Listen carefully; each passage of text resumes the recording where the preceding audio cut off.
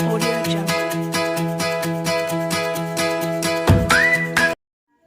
Bismillahirrahmanirrahim. Assalamualaikum warahmatullahi wabarakatuh. Saya Rahmi dari jurusan Pendidikan Islam Anak Usia Dini semester 4, Fakultas Ilmu Tarbiyah dan Keguruan Yayan Sultan Amai Gorontalo. Baik, di sini saya akan menjelaskan peta konsep dari kesulitan belajar membaca dan kesulitan belajar menulis. Saya akan menjelaskan peta konsep dari kesulitan belajar membaca. Di sini terbagi menjadi 4, yaitu ada perkembangan kemampuan membaca anak usia dini, yaitu yang pertama itu ada peran sensomotor dan kognitif dan kemampuan membaca, yaitu terbagi menjadi 2, yaitu proses sensomotor dan berpikir logis. Selanjutnya yaitu kemampuan berbahasa lisan dan perkembangan kemampuan membaca. Yang ketiga itu ada tahap-tahap perkembangan kemampuan membaca, terbagi menjadi beberapa tahap. Yang pertama ada tahap ketertarikan terhadap buku, tahap kedua ada tahap pengembangan kesehatan membaca, tahap ketiga tahap membaca permulaan, tahap keempat ada tahap pengembangan keterampilan membaca, selanjutnya tahap perluasan keterampilan membaca, dan yang keenam ada tahap penghalusan keterampilan membaca. Selanjutnya ada faktor-faktor kesulitan membaca.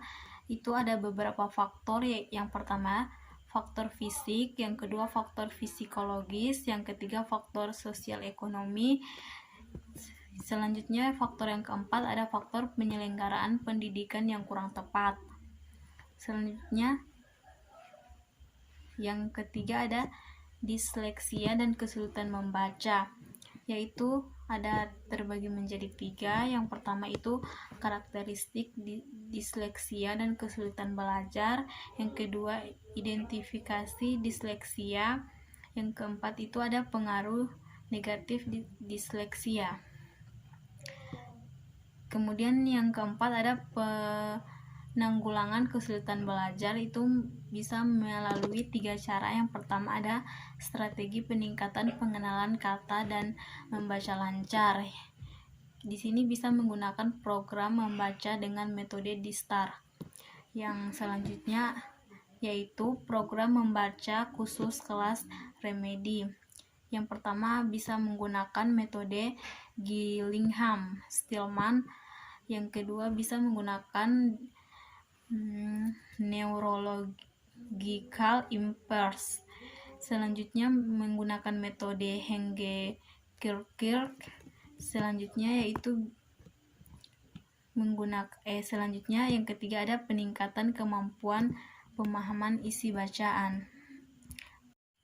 Baik, selanjutnya saya akan menjelaskan peta konsep dari kesulitan menulis. Di sini yang pertama ada hakikat menulis. Menulis adalah alat yang digunakan dalam melakukan komunikasi dan mengekspresi diri secara nonverbal. Di sini terbagi menjadi beberapa bagian. Yang pertama ada menulis tulisan tangan, selanjutnya ada kesulitan menulis tulisan tangan. Selanjutnya asesmen kesulitan menulis tulisan tangan, dia terbagi menjadi 2. Yang pertama asesmen formal dan yang kedua asesmen non formal. Selanjutnya ada kesulitan menulis, yaitu yang pertama itu ada kesulitan dalam motorik halus, yang kedua ada kesulitan persepsi koordinasi visual motorik, yang ketiga kesulitan visual memori.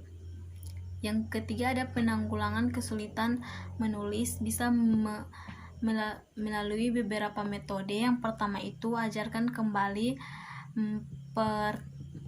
bandingan besar huruf. Yang kedua ajarkan kembali cara menulis yang tidak keluar garis. Selanjutnya yang ketiga ada jelaskan cara meletakkan alat tulis di atas kertas dan tunjukkan cara menulis dengan tekanan yang tepat. Baik, itu dia penjelasan dari saya tentang peta konsep dalam kesulitan belajar membaca dan kesulitan belajar menulis. Atas lebih dan kurangnya saya mohon maaf. Wassalamualaikum warahmatullahi wabarakatuh.